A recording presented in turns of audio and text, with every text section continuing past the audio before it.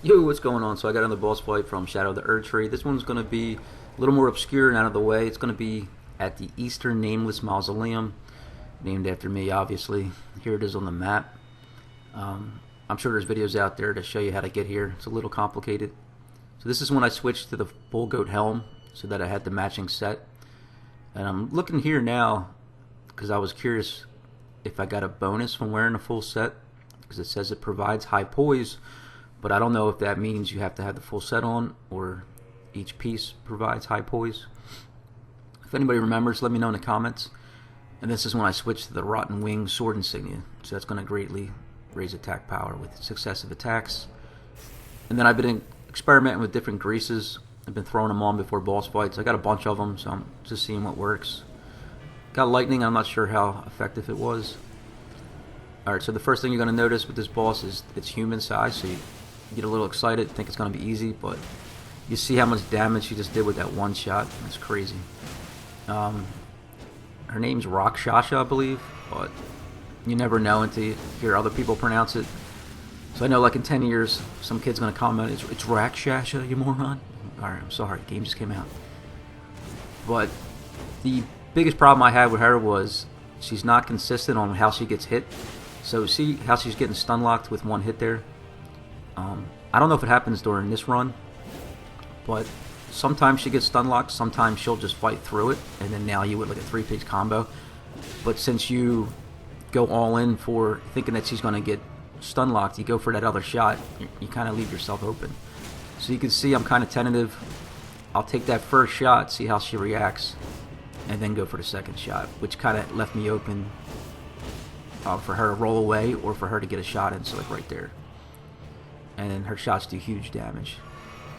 I always accidentally crouch. I gotta turn it off. I don't know. It's so annoying. It screws up boss runs all the time. And then she's gonna get one sip of her flask. If she goes for another one, it's gonna be empty, like that. So that's a good chance to go in for a shot, or a good chance for you to take a sip of your flask. So what I was thinking when I was fighting her, I'm like probably gonna get this cool katana. It's a great katana, which you do, and you will get her armor set, but it has one big drawback. It's one of those sets and weapons that increases the damage that you take in, so that made me not want to use it, unless it's not as bad as it sounds, but it said greatly increases damage taken, so I was like, ah, screw that. Especially in this DLC, you're gonna want every advantage you can get. So there you go. Like I said, the hardest part is just knowing when to hit, when to keep going. You gotta be careful with the when she's gonna get stun locked, because she does giant damage. Alright, so you got the helm, the armor, the greaves, and the gauntlets. I'll show you the weapon information, the armor information.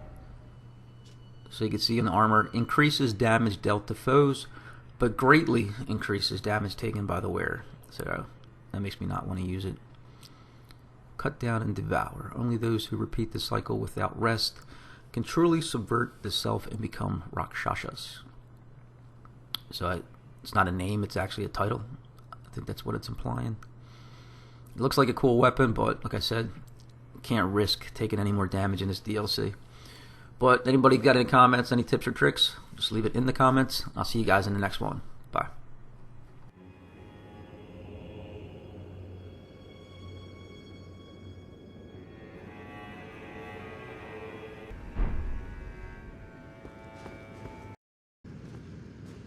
Come now, touch the withered arm and travel to the realm of shadow. I will not be far behind.